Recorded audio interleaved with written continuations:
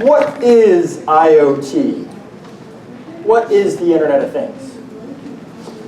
Probably not a question that someone giving a presentation on the Internet of Things should ask, but I could actually use some help here. What comes to mind when someone says Internet of Things? Just rapid fire. Connected toaster. Connected toaster. Okay, what else? Collaborative operation. Collaborative operation. Alexa. Alexa. Making smart things dumb. Making dumb things smart. Making smart things. I think it works both ways. Smart things dumb and dumb things smart. What else? Embedded systems. Embedded systems. Sensors. Sensors.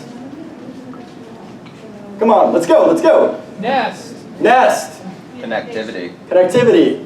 Exactly. All right, so as you can see, Internet of Things is really comprised of a lot of different things. It's kind of hard to define. It's almost a catchphrase today for what's going on in terms of connectivity, computing, and things like that. But let's ask Webster how he would define, or I think it's Webster, I'm not sure, Merriam-Webster's definition of the Internet of Things is the networking capability that allows information to be sent to and received from objects and devices, such as fixtures and kitchen appliances, using the Internet. So that's the Merriam-Webster's definition. A couple of interesting things. One, it's focused on kind of consumer application, kitchen appliances, things like that. And two, using the Internet. Definition kind of presupposes that the Internet of Things, is required to be part of the IoT. So a secondary alternative definition that I found was from IoT Analytics. This one states, sensors and actuators embedded in physical objects are linked through wired and wireless networks, often using the same internet protocol that connects the Internet. So kind of, it's different about this definition. Often using the same Internet. So not necessarily all the time, if you have an IoT device, would it require the Internet? So the actual definition, which circumstantially was created by myself, how I would define it is it's really the next evolution of computing, connectivity, and digitization to the physical world. What we'll talk about today is, for 20, 50 years, the evolution of computing, connectivity, and other related technologies, computing continue to get faster, cheaper, better. Connectivity solutions, faster, cheaper, better. And we've seen that rise through different types of markets, and now those are intersecting, if you will, disrupting the physical world around us. Sound good? Okay. So, to kind of take a step back, I want to give you a little bit of history of the Internet of Things, kind of how we got to now. Back in 1932, where right in the middle of the Great Depression, there was a guy named J.B. Nash. So he's really known for being a pioneer of kinesiology and physical education, or PE, but he had this premonition, this vision for a future that he wrote in a publication. And I'm going to read it because it's kind of interesting and fun to read. Within our grasp is the leisure of the Greek citizen, made possible by our mechanical slaves, which far outnumber his 12 to 15 per free man. As we step into a room, at the touch of a button, a dozen light our way. Another slave sits 24 hours a day at our thermostat, regulating the heat of our home. Another sits night and day at our automatic refrigerator. They start our car, run our motors, shine our shoes, and cut our hair. They practically eliminate time and space by their very fleetness. So really early, kind of a vision for this connected world of the future. Now he referred to slaves being able to control those things, but as we know today, it's really more digitization, computing, connectivity, and embedded electronics. And it was also a beginning trend of a long line of PE teachers saying, what was thought to be crazy things. All right, so fast forward. 1969. ARPANET successfully executed the first communication from UCLA to the Stanford Research Institute. And this was essentially the first implementation of what has become the internet itself. So from node to node transfer across long distances, being able to send information in 1969. Fast forward, the first IoT device, or what I would consider the first IoT device, was invented in 1972 by Mario Cardullo. He received the first patent for a passive read-write RFID tag. All right, fast forward to 1980. Carnegie Mellon University, in the computer engineering department, they had a problem like many others. They had to walk all the way downstairs, go get a Coke, and then sometimes the vending machine was empty, or the Coke was cold, or something like that. So, like any good engineer, they decided to connect the PDP-10 departmental computer so they could actually see on their computer terminals whether the Coke machine was empty or the Cokes were cold. Really practical implementation, right? Solving a problem just for them, but an early instance of connecting an embedded device. September 1991, Mark Weiser of Xerox published The Computer in the 21st Century.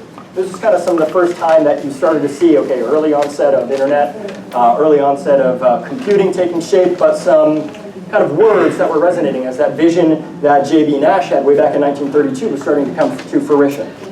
So Mark uses the term like ubiquitous computing, embodied virtuality, to describe his vision of how specialized elements of hardware and software connected by wires, radio waves, and infrared will be so ubiquitous that no one will notice their presence. Again, this is back in 1991. So if any of you are not a fan of the term the Internet of Things, you actually have Kevin Ashton to thank for that. Because in 1999, he coined the phrase the Internet of Things while giving a presentation at Procter & Gamble to executives trying to get funding for a project. He actually specifically used the term internet because in 1999, what was happening? What was big then? The internet. The internet, obviously. All right, so fast forward again. Someone mentioned this earlier, but in 2010, two former Apple executives founded a company called Nest, and a year later, in October 2011, launched the first generation Nest learning thermostat.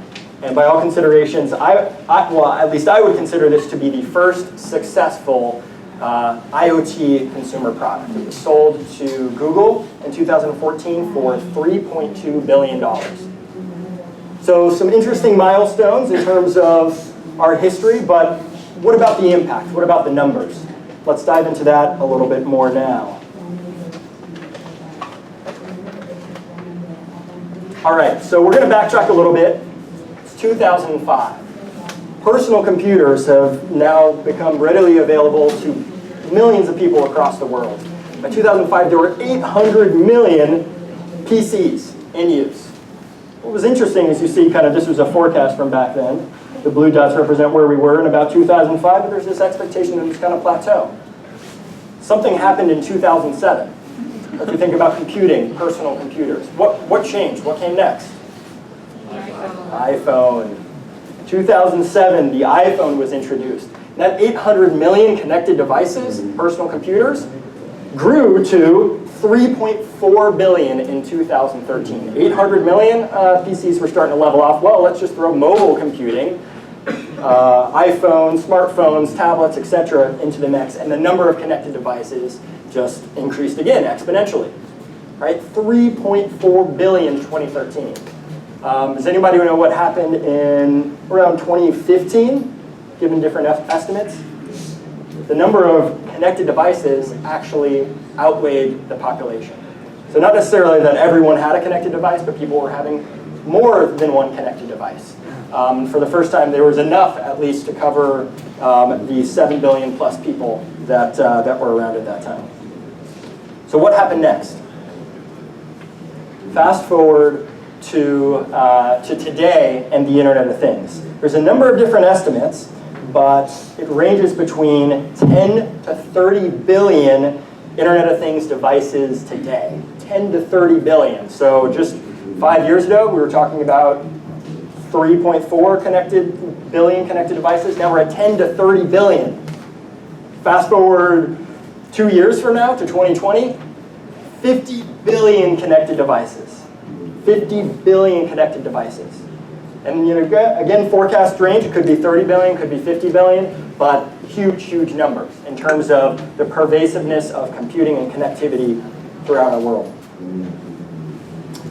What does that mean in terms of dollars, though? just to give you guys a sense, again, reports vary, but it was estimated in 2014 that it was about $3 trillion in terms of economic impact and economic value within IoT applications. By 2020, that's forecasted to reach even $9 trillion. $9 trillion in terms of a market opportunity. I would not encourage any of you, if you are entrepreneurs, to say that I am going after a $9 trillion IoT market, because it's just enormous. It sounds great, but it's composed of a lot of different things that we'll talk about next. And growth rates of about 20%. Now you'll see on the next slide, again, markets vary, our market research varies, but I've seen reports as low as maybe 300, 400, 500 million in terms of the market size, and then going up here to 9, 10, 11 trillion by 2020. Just to put that into perspective, the US forecasted GDP in 2020 is expected to be about 20 trillion. So potentially IoT contributes half of the US's total GDP, right? France is forecasted to be just under 3 trillion in terms of their gross domestic product in 2020. And South Africa is 326 billion. So for sure, the IoT market and the market opportunity is larger than the total GDP of South Africa. Huge, huge, right? What is that composed of? Oftentimes when we think of IoT, we think as consumers, right? We're all consumers. So we think of the end devices, the things that are actually comprising what is being connected. But that dollar amount does not represent just the end device or the thing, the Nest thermostat itself, the sensor itself. It's comprised of a full value chain going from legacy devices to the things devices, the networks that actually connect those devices, the data services and analytics to actually use the information created from those devices and process it and make it useful for somebody, and then system integration. And you're talking about, again, 50 billion different devices that are connecting and communicating. How do those all talk to each other? How do you even just put in a basic implementation into an enterprise client? So the largest amount of growth is actually going to come almost half, according to this Bain estimate, from system integration and data services and analytics. And guys, just as a reference, I know you may not be able to see these charts, but this is a Prezi, and I'll tweet out the link to the presentation if you want to look at some of these resources. So interesting. So when we're considering IoT and the value, the opportunity for innovation, don't just think at the device level. Consider the full value chain. Right? Lots of different areas for disruption. Secondly, again, we kind of think consumer as consumers generally. Home personal consumer IoT devices, certainly a big portion of the market today and expected to grow in 2020. But the biggest amount of growth is created from industrial type of applications, almost 80 billion according to this Bain forecast, and where the most significant amount of growth will result. So can anyone name an industry where the Internet of Things or IoT will not disrupt? I couldn't think of any, so if you guys come up with one, I'd be curious to find out. So what do? Right? We're here, we're at Startup Week, we're talking about innovation, entrepreneurship. I know some of you already have IoT markets, but this is kind of the question of massive market opportunity, lots of devices, where to focus. Again, I would not suggest in your pitch deck talking about an addressable market of 400 billion, 9 trillion, something like that. If you consider there are 1.3 billion websites today in the internet, we're talking about 50 billion connected devices. So what I would encourage, if you're considering IoT and the opportunity for innovation, let's backtrack. It's 1997, AOL Instant Messenger just dropped. What's about to happen over the next 6, 10, 15 years? Massive opportunity for disruption, innovation, creation. But each one of those was not, I am going to be the internet as a whole, right? Each one had a very specific application, a very specific website, whatever it may be, or a way that they were using the internet to create value. So fast forward right now, consider it's the 1997 for the internet. Internet of Things is about to massively blow up. So focus on what I would suggest, either a specific vertical, a specific problem, a specific part of the value proposition, and start there. Right? If you try and tackle the whole behemoth at once, unless you are extremely well-funded, it's probably going to be challenging. So focus in vertically, identify a specific vertical, across any of these that we've talked about: industrial, retail, healthcare, automotive. Focus on a specific problem and a specific part of the value chain. It doesn't have to be the end device itself, right? It can be part of, how does this device get implemented? How does it get installed? How does the information go from the end device to the cloud? How does that information get analyzed, right? So think along those lines and focus in your efforts. Okay, so we've talked about the Internet of Things as kind of essentially just the next evolution of computing, connectivity, and digitization. Do those things as technologies, do they stop evolving? Are computer chips going to get slower? Are they going to get bigger? They're going to get smaller, they're going to get cheaper, they're going to get faster. Wireless communication, you're going to be able to get higher data rates. You're going to get smaller, you're going to get cheaper. So what happens? Right? We've talked about 800 million PCs just 20 years ago. Less than 20 years ago to today, or 2020, 50 billion connected devices. What happens for the next 20 years? Where is that going to go?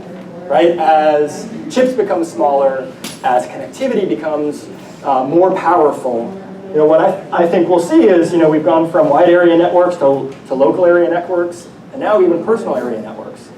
There's smart dust technology, which I am not an expert in, but and some nanotechnology talking about embedding essentially connected devices within the human body, right? So what's that going to look like in 20 years? Or, as we all know, the end result of this, as humans become connected, is, and coinciding with the singularity event, is the introduction of the cat area network as the cats get together and plan their uprising. And if nothing else in this presentation sticks, I'm hoping 20 years from now I get credit for terming the cat area network. That is all that I hope to accomplish from this presentation. But joking aside, really, we're talking about an impact that is almost immeasurable, right? It's going to cut across every industry, every vertical, every aspect of how we do business. And it's not just a term, like, do people have, we have an internet initiative, right? Let's talk about how our internet initiative is working out in today's business. No. Like, maybe 20 years ago that was the case, right? When we were talking about IoT and connectivity and the impact that it's going to have over the next 20 years, it's going to cross over how we do business at all levels. And the cool thing is that you guys have the opportunity to put the puzzle pieces together, to put the building blocks in place to create that future. That's what's really exciting for me. Okay. So what I wanted to do next is kind of talk through at a high level some different technologies that are impacting or are part of the Internet of Things. We'll go through some different case examples and things like that. We'll talk through a few different types of technology, and the first being sensing, which someone referenced sensors. If you're thinking about a distributed network comprising the Internet of Things, sensors are a really great way to capture information about the physical world. A great example is computer vision. Are you guys familiar with Amazon Go? You heard of this? Really interesting, using essentially computer vision and cameras, image recognition, and a number of other sensors to essentially, you walk into the store. This is a futuristic grocery store concept. You walk in the store, and it's pretty much frictionless transaction. So you pick up an apple, the cameras detect that it's you picked up an apple, and you put it in your cart. You walk over, you pick up a box of cereal. No sensor on the cereal or the apple itself, but it sees you pick up the cereal. It recognizes, that was the cereal that's in that location. You put it in your cart. You walk out, it already knows it's you, it has your Amazon account, so it charges you, right? This got launched like a year ago. It's already in a pilot stage. And they just bought a grocery store chain recently. Interesting. So a really cool application as it relates to computer vision. So kind of in a narrowed down scale, I just found out about this company called Nano Global that's actually down in Austin. And what they're aiming to do is molecular level computer vision or image recognition, where they could actually see and tell the difference between different molecules. Right? So, oh, that's the flu virus. Oh, that's the common cold. Oh, here's some other thing that's probably really bad for you that we would want to detect. And gathering all that information, storing it in a database, and helping healthcare to completely change how it delivers care and prevents diseases from spreading.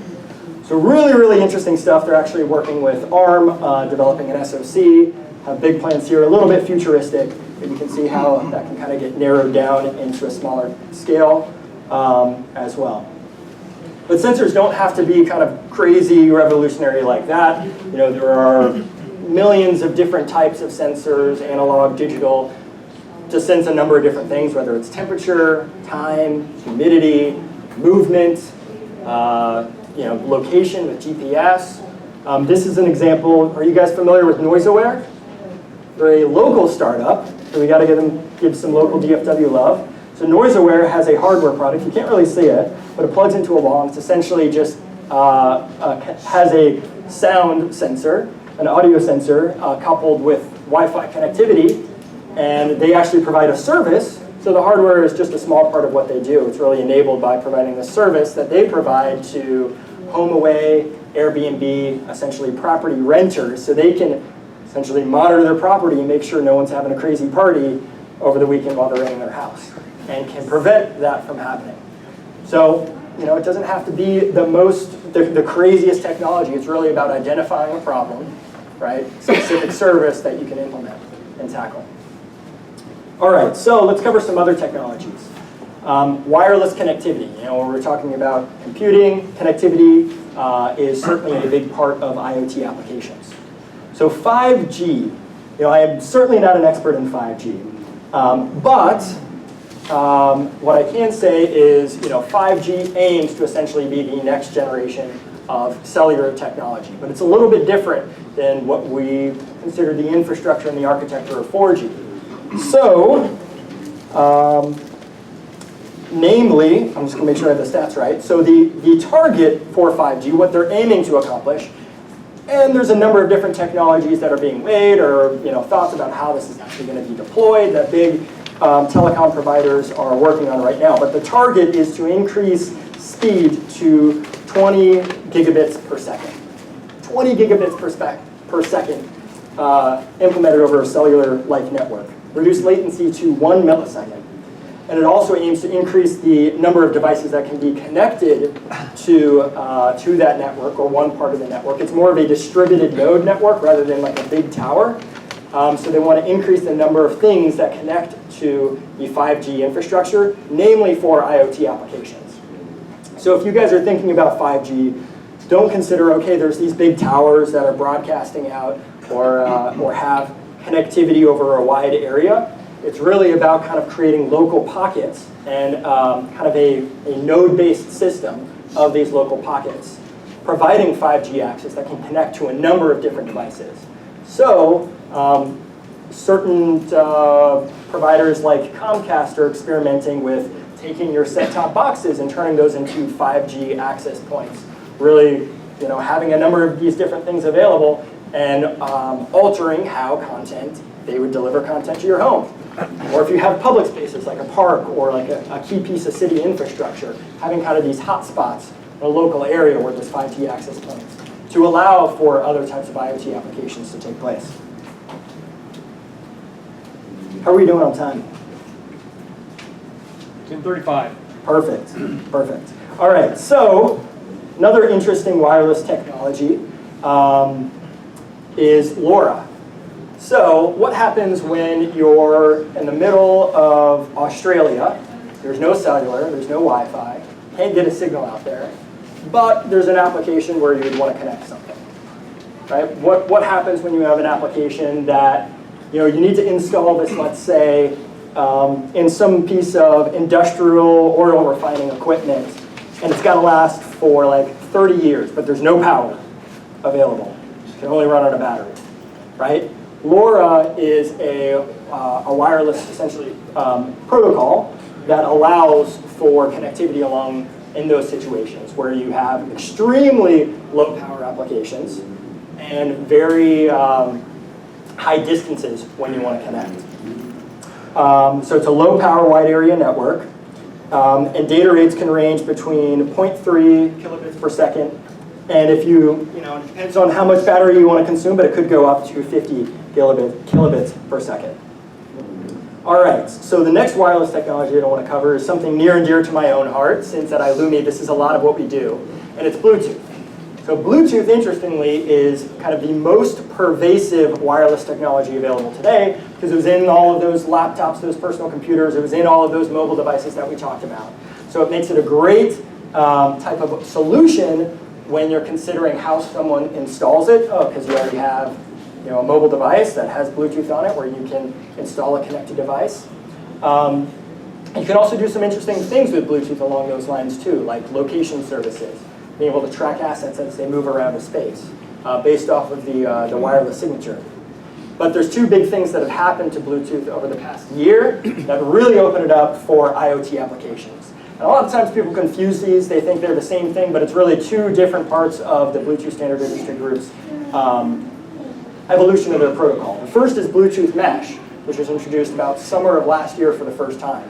So traditionally, Bluetooth, you had your headset, right? It was connected to your phone or connected to your car, right? A one-to-one communication. Bluetooth Mesh essentially is a many-to-many type of network architecture. So I could have my headset connected to my phone, connected to my keys, connected to my house as I approach my house. But it's all local. It's within range. It is not the LoRa type of network where you're talking about miles and miles in terms of distance potentially. It is more 50, 100, 200, 300 feet within proximity. But when you have multiple devices, right, a lot of nodes, essentially you're able to connect to all those and they essentially create a mesh network so communication can be passed between those. Bluetooth 5 is the next evolution of the Bluetooth standard that essentially just makes it more powerful. It doubles the potential data rate from 1 megabit per second to 2 megabits per second. So essentially it opens up other applications outside of a direct, and that's outside of a direct connection with Bluetooth. And if you're interested in learning more, I'd refer you to our website at ilumi, because we deliver not only smart lighting solutions, but we actually have some Bluetooth mesh infrastructure pieces, firmware, hardware, software to help other manufacturers connect their devices, and that's ilumisolutions.com. All right, so some other cool technology related to IoT, edge computing. Edge computing. So we're familiar with kind of cloud computing, right? Taking all the data, pulling it back through the internet, putting it on a server in terms of having a backup, analyzing it, understanding it, things like that. But what happens with autonomous vehicles when, and this is an estimate from Intel, in 8 hours of driving, there are 40 terabytes of data. In 8 hours. There is no way you're going to take 40 terabytes of data, throw that up on the cloud, figure out what to do with it, and then pass it back to the car and say, oh, brake, it's time to brake. That would cause problems. So edge computing is essentially just the concept that you have localized computing on the edge of the network at the things, at the devices themselves, where they're able to process, make decisions, aggregate data, right? And then likely you will pass it up to the cloud, but it'll kind of be more metadata at that level. A lot of different applications for edge computing, but I thought autonomous vehicle was pretty interesting.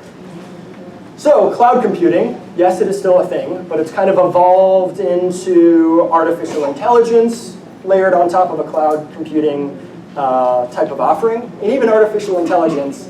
Does anybody know the definition of artificial intelligence? Can I take a shot? So it's pretty simple as I came to find out. And again, I'm not an AI expert.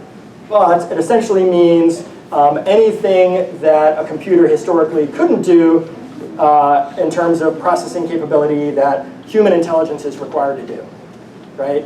Interesting definition. So things like vision recognition, when we talked about that Amazon Go application.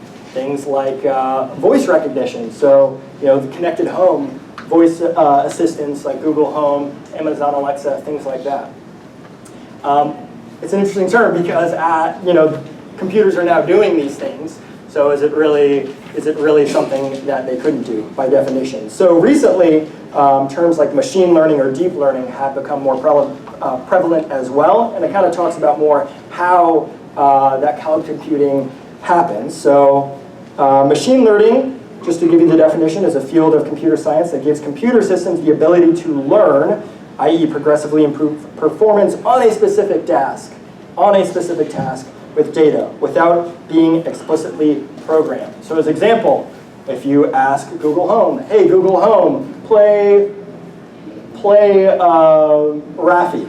I have a 6-month-old child, so for those of you that know what Raffi is, I'm getting back in touch with my roots. What's interesting is I could say play Raffi, and there's actually 2 artists named Raffi. So can Google Home, if it didn't have this machine learning, could it differentiate between which Raffi? What if it learned over time that this is the Raffi that I'm asking for this specific task? That's kind of what machine learning is. Now the next evolution of that is deep learning, which is part of a broader family of machine learning methods based on learning data representations as opposed to task-specific algorithms. So it's often associated more with how biological neural processing works, right? So it's more associative kind of learning paths rather than just a task-specific learning path. Interesting. All right, so blockchain. I couldn't get through an IoT presentation without referencing blockchain in some form or fashion. I'm not going to talk about crypto, but essentially as it relates to IoT, when you're thinking about billions of devices connecting and sharing information, who's to say who owns that information? Who's to say who's accessing that information is someone that should be accessing that information? And blockchain is, interestingly, there's probably a lot of applications as it relates to security to help solve a lot of those problems. So if you're not familiar with blockchain, to give you kind of a basic definition, so blockchain is essentially, at its essence, it's within itself, it kind of has a history of transactions, so to speak. And that history is created in a way that it's secured, so it's not like your checkbook where only you have your checkbook and you can see kind of the transactions that you've written down and no one else has access to that. That checkbook, so to speak, is distributed across the network. And using cryptography is kind of embedded in the block itself. So you kind of have this distributed ledger where you can securely understand kind of who owns something and the history of how that thing has been passed through, right? So IOTA actually launched its own type of blockchain-like technology called Tangle, which is a little bit different. It doesn't necessarily use blocks, but essentially it allows for exchange of information from different devices, the intent. So if you have 50 billion devices, how does one device securely authenticate and connect and communicate with another device? They're essentially trying to create a currency, so to speak, to allow that to happen, which is free. But you can see what devices talk to what device. You can see kind of as that information is passed through to kind of have a record of it, so to speak. All right. So hopefully that's been insightful, a little bit enlightening, hopefully somewhat enjoyable. But now I kind of want to take what we've learned and do a little exercise. And it's morning, just started startup week, so I'm going to need some help. Okay, how are we doing on time? 10:45. Perfect. All right. So now it's time to play Let's Make a Thing! You know the theme song, right? You get it. So I'm going to need your help. All right, we talked about a number of different types of products in the value chain, right? From a device, a thing, there's the network that connects it, infrastructure, analytics, service, integration, maintenance, marketing, sales, or other, right? We talked about a number of different technologies from blockchain, artificial intelligence, Bluetooth mesh, computer vision, smart desk, LoRa, edge computing, deep learning, 5G, or other technologies. We talked about a number of different markets, right? Crossing over basically everything. So what we're going to do now is we're going to have some fun. I would like to ask you guys, I spent all this time creating a presentation. I need some ideas. I need some ideas for a new venture. So you're going to come up and and give me an elevator pitch, and everyone else in this room, brave souls, that is going to essentially take an X product using X technology to disrupt X market. We're going to show how easy, how the opportunity for innovation across a number of different things is the potential is there. So, just a quick elevator pitch. We're going to try this out, see if it works. Any brave souls that can come up with an idea and pitch us on a type of product using X technology to disrupt X market. And whenever you're ready, whenever you have something, an idea that you want to pitch, it doesn't have to be real, right? This is just for make-believe. Any volunteers? There are prizes as well. Okay, now we're talking. Now we're talking. All right, come on up. Come on up, thank you. Yeah. And give your elevator pitch for the next big thing.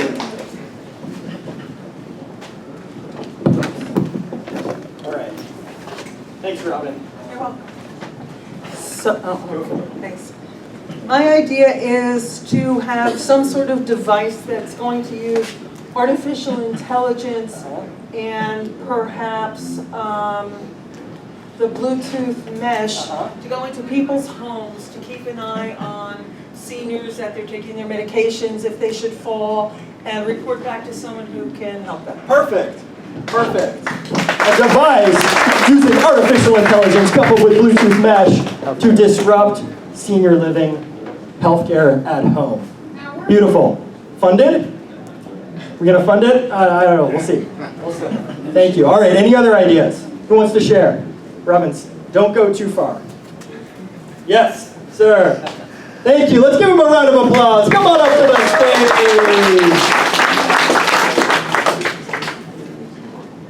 Hello, 1, 2, 3. And your name is, sir? Giga, super foreign. I'm not going to ask you to repeat it. Actually, my idea is to create a software as a service product that uses blockchain technology to secure healthcare patients' data. As we all know, in healthcare, security is a huge issue, and blockchain technology, being a distributed ledger, very trusted source of information, we could utilize that to help secure those records, and later on even transfer that technology on devices, such as powered devices to support heart functions and stuff like that. I think it has a very broad array of implications. So, blockchain, software as a service. Perfect, perfect. So many buzzwords. I love it. Thanks, Giga. Awesome. All right, thank you. Come on up. There are two of you. We'll get you next. How about that?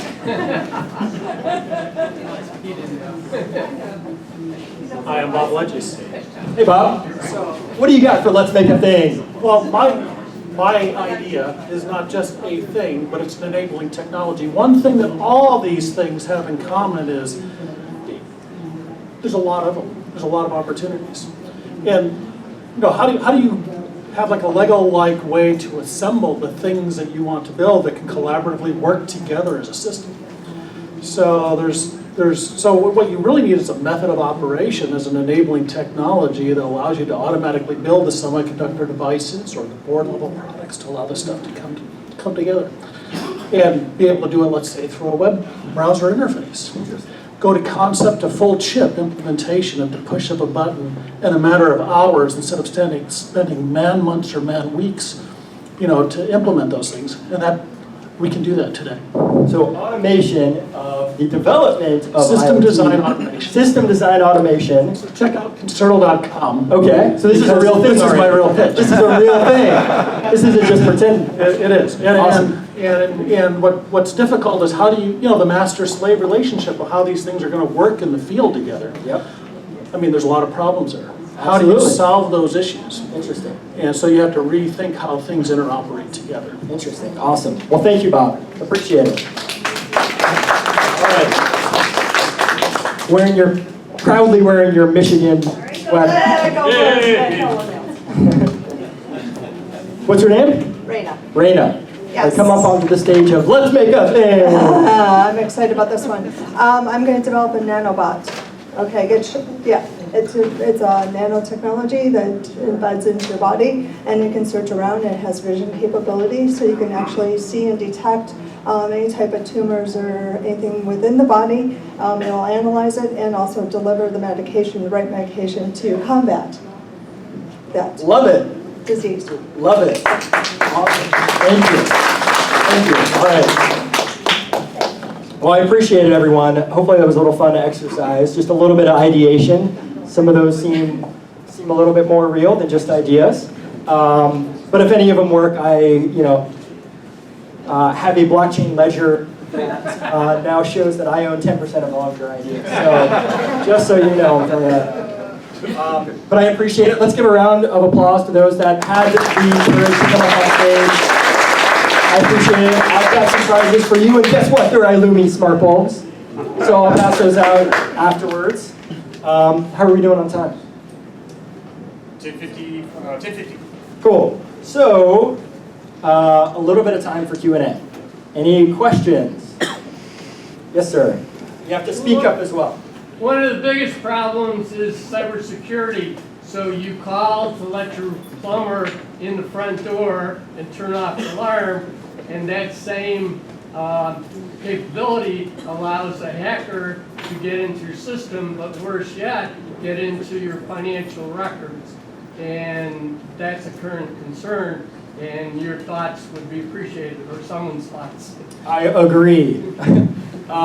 So you're talking about billions of devices being connected. Essentially, it's just billions of ways that someone can, get into information that they're not supposed to. And so, how do you protect that? I don't necessarily have the answer in terms of cybersecurity, but I think in terms of the opportunity for innovation, I would say there's two parts. Opportunity for innovation to actually prevent or stop or kind of inhibit, information within the IoT realm from getting into the wrong hands. It's interesting. I mean, recently you've heard a lot about botnets. I've actually heard about botnets now doing mining for coins on people's networks rather than just trying to steal their passwords and Wi-Fi. They're actually using the extra bandwidth for processing on their connected doorbell, their connected lock, whatever, to actually mine. Pretty interesting. So I think huge opportunity for innovation, huge problem that we're going to face over the next, forever, for sure. I think there's also kind of a psychological type of response as well, and something that we're going to need to understand, because even if it is secure, like people don't like opening up their lives, their personal business to others. So when we're talking about having embedded devices floating around, nano detection and delivery of pharmaceuticals floating around our bodies, there's going to be a point where it's going to be a problem to communicate that and get people to understand it and go along with it. We're seeing that with autonomous vehicles, right? You get one autonomous vehicle crash, it's certainly a problem, but that becomes the biggest headline, just because that trust factor of trusting technology. And as it becomes more pervasive into our everyday lives, I think it's just going to take time to play out. So a huge problem, something to be concerned, aware of, and tons of opportunity for innovation, I'd say is my answer. Does your mesh tech or any of your light bulbs have a trusted execution environment, a TEE? So you might need to explain to me what a TEE is, because I'm not the engineer on our team. Yeah. You probably know that, but I will say that if I'm guessing here, so within our mesh network as well as our smart lights, yes, when you configure them, essentially when you set them up, it creates a secure authentication where you need a specific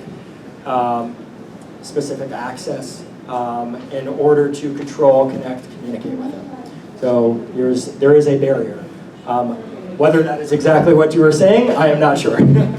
TEE is a secure chip, microchip that's placed on devices, IoT, or just general computers, and the communication and private keys and any of that authentication can stay within the TEE. Interesting. So it's a separate chip So it's, in and of itself yep. for security. So if you have any Samsung phone or iPhone, right. Where you put your thumb for biometrics, that's a TEE. Got it. Interesting. So I know within HomeKit, are you guys familiar with HomeKit? For a while, they were requiring a separate chip for authentication that had to physically be placed into a HomeKit-enabled device. just recently within this past year that can now be done essentially over software. That's interesting. Thank you. Thank you. I have learned something as well today. How do you stay current on this fast-changing environment? Are there websites or resources you use to stay abreast of what's going on? Probably all the above. You know, doing presentations like this helps me kind of reach back and learn a lot of things. You know, there's different networking groups in town that I've gone to, participated in. Coming to events like this is fantastic. In terms of online resources, I mean, there's a number. I don't have any off the top of my head that I can recommend. Any others have any recommendations in terms of staying current on IoT technology? There's a group in town, IEEE, I think, Yeah. and they Sure. meet once a month in North Dallas, and they have a number of their presentations on the Internet of Things. Cool, great. There's a podcast that I like called the Internet of Things podcast. Stacy Hickenbotham does it. Pretty good resource. They have a newsletter and a podcast, so covers kind of everything from consumer to industrial. I like that one. Great. Hello, this Hello. is Jyotika here. I'm a student, so what do you recommend a student who wants to pursue in that field? What are skills are required or how to approach the field? Wants to approach a field of IoT? Yes. What are you studying right now? MSc in IT Management. Okay, cool. So understand, I guess, today where your skills can be applied, maybe take a leap forward as it relates to IoT. So, you know, is there a particular technology or industry or part of that vertical that interests you? Data analyst maybe? Okay, yeah, so start there and then think about, okay, data analytics, right? That's a cross-section of technology and part of the product as it relates to analytics, right? Maybe there's some services around that. But I would suggest finding a problem that you think, a specified problem that you think is important enough where if you're talking about, you know, doing your own venture, that you could solve given the tools and resources that you have as it relates to analytics or the likes in a specific vertical, or just, you know, just get involved, get out there, work for a company that's, you know, doing data analytics for IoT applications, find a way in the door, learn as much as you can, and start there, especially if you're just coming out of school. Thank you. Sure. One more question. I know this sir had his hand up before. What's next for Illumi? What is next for ilumi? What is next? That's a good question. So we, you know, again, historically have made smart light bulbs, as Ed mentioned earlier, and that's been fantastic. It's been part of the consumer connected home, but really now our focus has shifted to those Bluetooth mesh infrastructure solutions. So we're really more focused on how can we give another manufacturer the hardware tools, the companion software tools, and access to different back-end infrastructures to connect their devices. Specifically mostly for lighting applications. Not for the home, but for a commercial environment. All right. Well, again, hopefully you guys enjoyed that. I appreciate it. I'll tweet out the link to the presentation and take a look. Thanks. Hope you enjoy the rest of the startup week.